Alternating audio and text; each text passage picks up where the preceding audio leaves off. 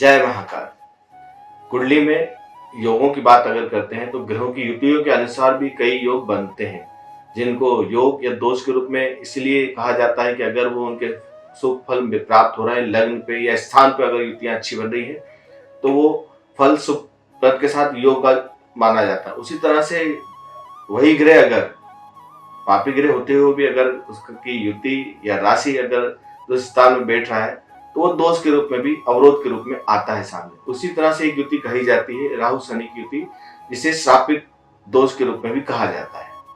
इस युति में स्थिति प्रारब्ध में या तो पूर्वार्ध, उत्तरार्ध या मध्य किसी भी रूप में व्यक्ति की जो उन्नति होती है वो शीर्ष की होती है। इस युति के फल अगर आप कहीं भी देखेंगे, किसी भी लग्न में भी देखेंगे तो शीर्ष की युति होती है। पतन अनायास अप्रत्याशित रूप से लेकिन जीवन में आ जाता है धन के रूप में। जहां व्यक्ति अगर करोड़ों में कमाने वाला व्यक्ति है तो उसके साथ लाखों में स्थिति आ जाती है। इस योग को इसलिए श्रापित कहा जाता है।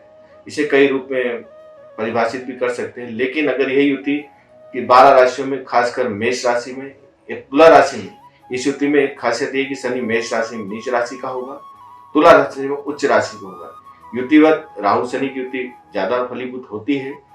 अगर यही राहु शनि मेष राशि का अष्टम में, छठे भाव में या द्वादश में या पंचम भाव में चले जाए तो इस युति के नकारात्मक फल मिलते ही हैं। तुला राशि में भी अगर राहु शनि की युति उच्च राशि में होते हुए भी अगर अष्टम में आ जाए, द्वादश पंचम भाव में, जहां से प्रारब्ध कर्म के भाव गए हैं, ये लक्ष्मी भाव में भी, तब भी स्थितियां इस तरह की योग की आती है। जो चीजें बहुत अच्छी चलती हुई चीजें भी एकदम पतन की ओर आ जाती हैं।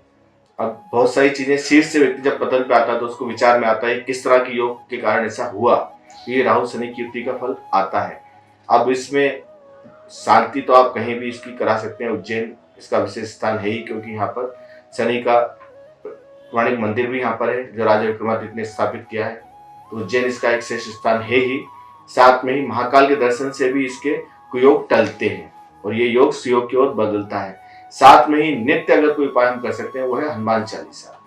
शनिवार एक ऐसा दिन है जब आप हनुमान जी की आराधना का दिन चुन लें, जहां बजरंग बाण, सुंदरकांड, हनुमान चालीसा का पाठ आप रखें।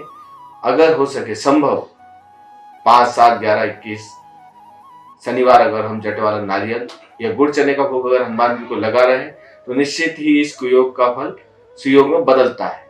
यह हनुमान जी की इस कृपा निश्चित ही बनती है। जय महाकाल।